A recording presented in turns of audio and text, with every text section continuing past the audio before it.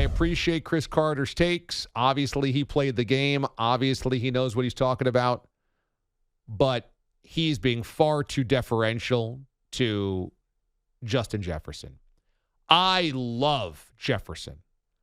I was in the building in Buffalo when he pulled off one of the great catches in regular season NFL history on that ridiculous one-handed grab against the Bills that we still just can't believe our eyes when we see that replay. How did he come down with that one-handed grab as it's being ripped away by a defensive back as he falls to the turf on his back?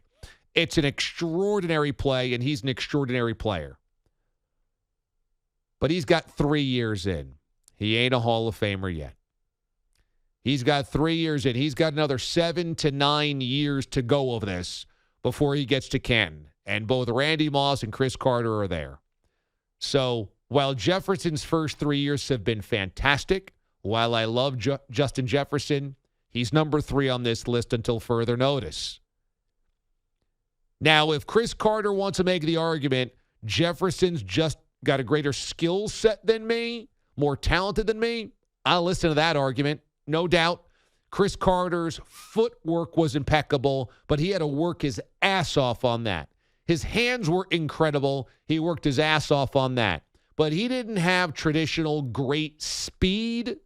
He wasn't really tall. He wasn't that type of guy.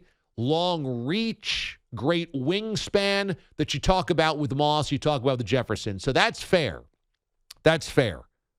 And yes, Randy Moss benefited, no doubt, from having Chris Carter, another Hall of Fame wide receiver, on the other side of him.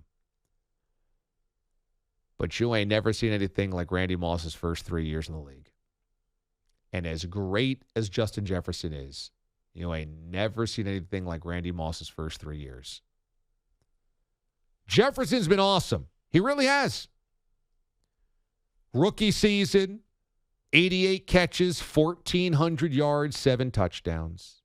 Last season, even better, 108 receptions, 1,600 yards, 10 touchdowns. This season, dynamic, 99 catches, 1,500 yards, 6 touchdowns. Can't stop him. Can't defend him. But Randy Moss's first 3 years are just insane. Rookie season, 69 catches, 1,300 yards, led the league with 17 touchdowns, averaging 19 yards a reception. Imagine having a guy that you throw the football to and it's a guaranteed 19-yard gain. Year number 2, better numbers in terms of receptions and yards, 80 catches, 1,400 yards, and 11 touchdowns. And then third season, 77 catches, 1,400 yards, and 15 touchdowns again to lead the league. Led the league in touchdowns 2 out of his first 3 years and caught 70, 80, and 80 balls with Chris Carter on the other side.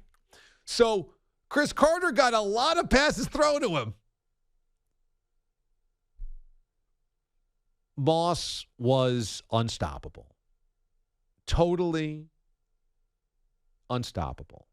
And Moss's dominance during those first 7 years or so in Minnesota, before he got to Oakland and totally gave up, he never had less than 1,200 yards receiving. He never had less than 70 catches. He played in a 16-game season, not a 17-game season. And everybody knew where the football was going, and you simply couldn't defend him. He was too fast. He was too tall. His leaping ability, his wingspan, his hands, it was just impossible. He led the league in touchdowns 3 of those years in Minnesota, and then gets to New England and has one of the greatest pass-catching seasons ever with the 2007 Patriots, 98 receptions, 1,500 yards, and a single-season NFL record of 23 touchdowns. His first 3 years, he averaged 19, 18, and 19 yards per catch. These 3 seasons for Jefferson, he's averaging 16, 15, and 15. Jefferson's great. Absolutely great. And I don't want to take anything away from him. But Randy Moss was one of the greatest we've ever seen, if not the single greatest wide receiver we ever saw in his first 3 years.